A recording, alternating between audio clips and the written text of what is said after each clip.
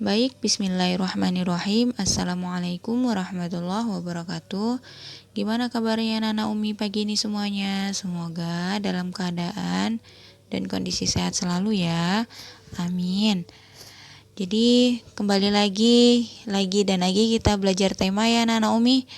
Semoga gak bosan ya jumpa Umi tiap hari. Sekarang Nana Umi bisa buka bukunya di halaman 124. Ya, di halaman 124 kita sudah masuk nih ke pembelajaran 4. Di situ lagi-lagi ada wacana ya, masih tentang hewan. Yuk kita baca yuk sama-sama wacananya. Nih, ayo mengamati. Kamu sudah mempelajari pertumbuhan hewan. Kamu juga sudah mempelajari perkembangan hewan. Hewan berkembang biak dengan cara yang berbeda-beda.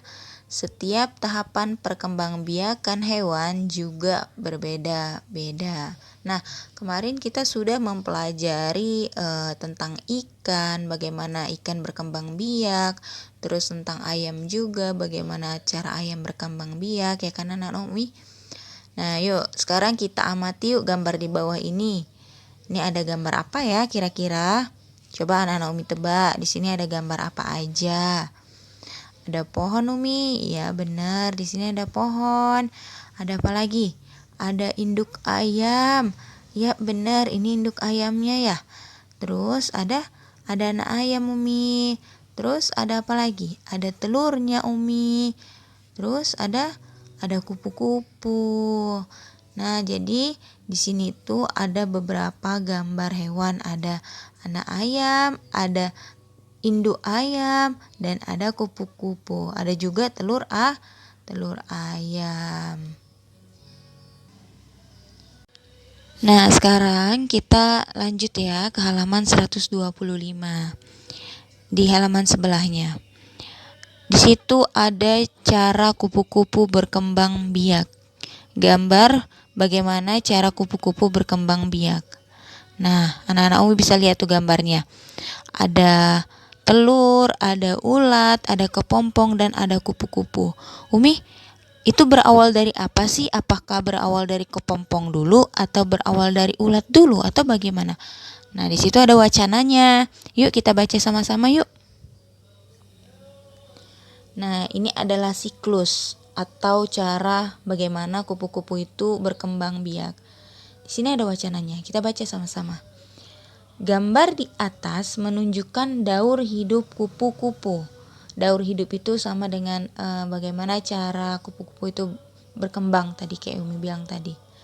Setelah beberapa hari, telur kupu-kupu menetas menjadi ulat. Telurnya mana tuh? Nih telurnya.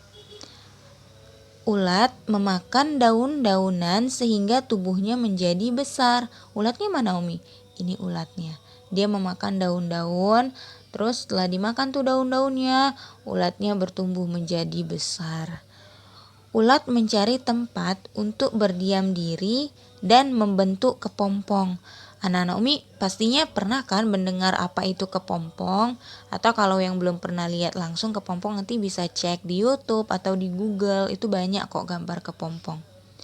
Nah, setelah itu tubuh ulat berubah menjadi kupu-kupu.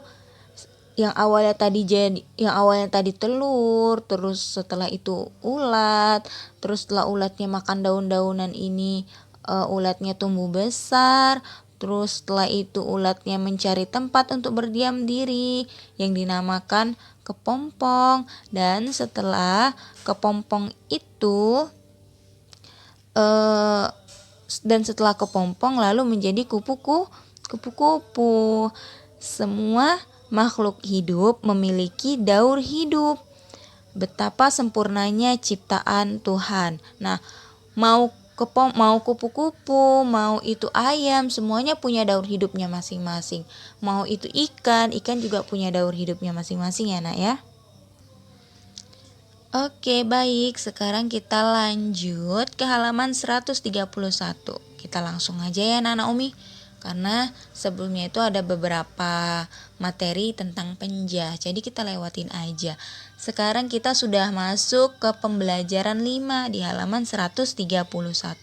Anak-anak Umi bisa buka bukunya di halaman 131 ya. Oke, sudah di halaman 131. Nah, yuk kita perhatikan. Ada gambar apa tuh ya kira-kira? Yap, benar. Ada gambar pertumbuhan atau perkembangbiakan atau daur hidup kata. Nah, yuk kita baca yuk wacananya sama-sama. Selain kupu-kupu, nah sebelumnya kan kita sudah membahas kupu-kupu, daur hidup kupu-kupu itu seperti apa dan bagaimana. Kata juga memiliki 4 tahapan daur hidup. Mulai dari telur, mana telurnya? Ini telurnya. Berudu, mana berudunya? Ini berudu, namanya berudu. Kata muda, mana kata mudanya? Ini kata mudanya. Sampai kata dewasa. Kata mengalami perubahan bentuk yang sangat berbeda. Daur hidup kata dimulai dari telur. Telur berubah menjadi berudu. Daur hidup kata berawal dari telur, setelah itu telur berubah menjadi berudu. Berudu berubah menjadi kata muda yang memiliki ekor. Kata muda berkembang menjadi kata dewasa. Ada 4 tahapan ya anak-anak Umi. Ada 4 tahapan daur hidup kata. Mulai dari telur, berudu, kata muda, dan kata dewasa. Pinter. Oke, baik, sekarang kita masuk ke halaman 134. Yuk kita buka yuk bukunya halaman 134.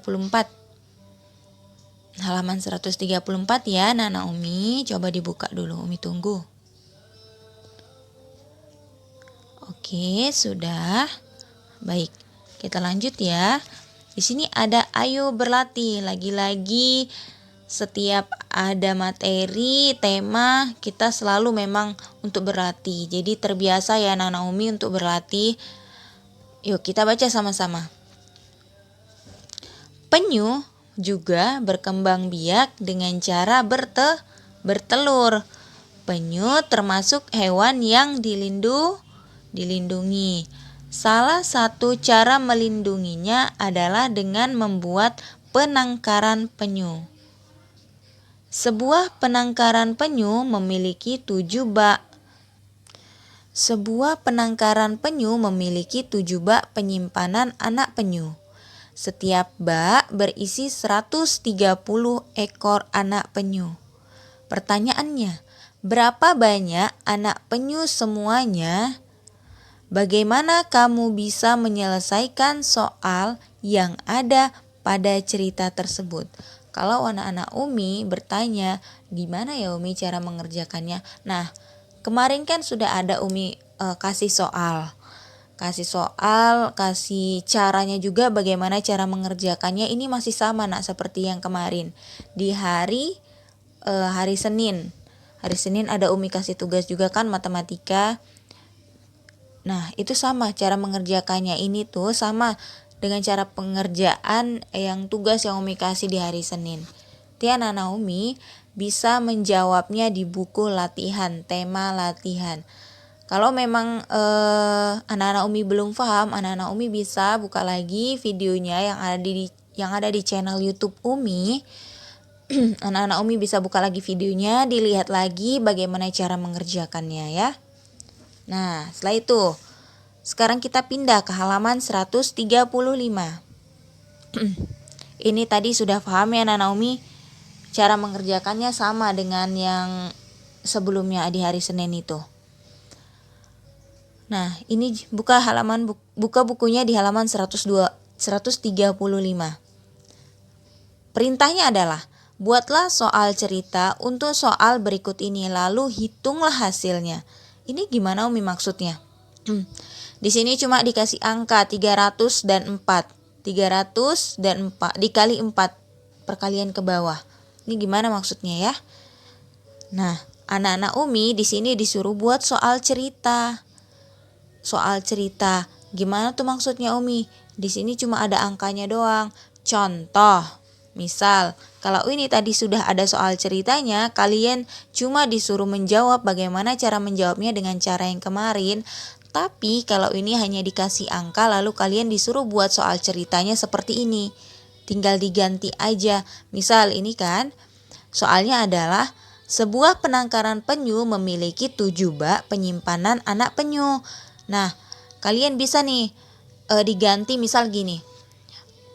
Pak Adi memiliki penangkaran ternak lele sebanyak 4 bak. Setiap bak berisi masing-masing 300 ekor ikan lele. Terus berapa banyak ikan lele yang dimiliki Pak Adi semuanya? Nah, itu contoh ya. Oke, jadi ini anak-anak Umi bisa mengerjakannya di buku tema latihan. Kalau anak-anak Umi belum paham, bisa diulang lagi video Umi atau bertanya kepada orang tuanya atau kakaknya atau siapapun yang dianggap lebih mengerti soal atau tugas anak Umi ya. Cukup sampai di situ saja. Semoga anak-anak Umi bisa paham sama tugasnya dan bisa mengerjakan tugasnya dengan baik dan diberikan kemudahan dalam mengerjakan tugasnya anak-anak Umi ya. Oke. Wabillahi taufiq wal hidayah. Wassalamualaikum warahmatullahi wabarakatuh.